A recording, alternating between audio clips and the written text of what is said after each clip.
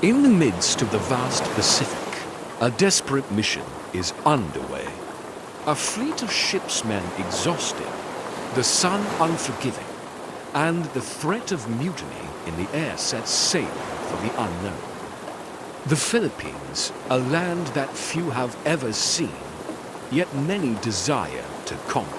This is the story of the 5th Spanish expedition to the Philippines, led by a man who would not only survive a brutal journey across the Pacific, but would also change the course of history forever.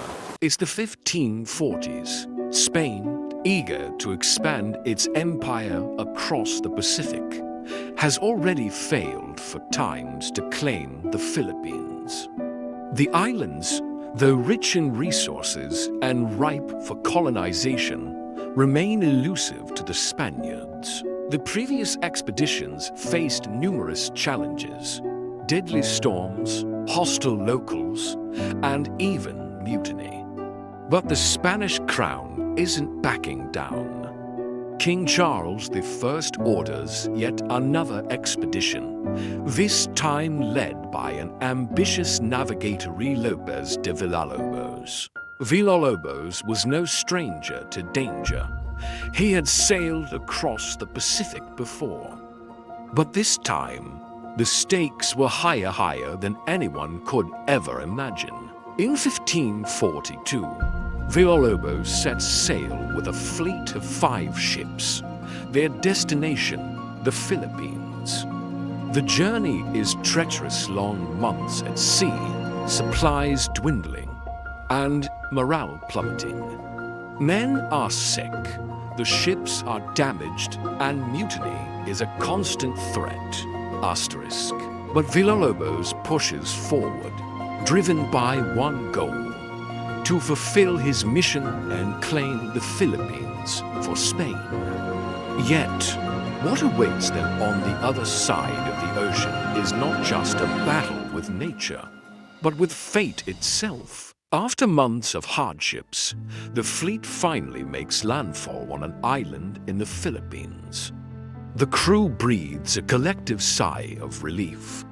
But what they don't know is that their troubles are far from over. They've arrived on the islands of Samar and leyte, unexplored by Europeans, but already home to local tribes, some friendly, some hostile. Villalobos names these islands Los Islas Filipinas in honor of the Crown Prince of Spain, Philip of Asturias. The name will forever be etched in history, but this is only the beginning. But Villalobos is not satisfied with just Samar and Leyte. He wants more. In a bold move, he sails further south, to an island no European has ever stepped foot on: Mindanao.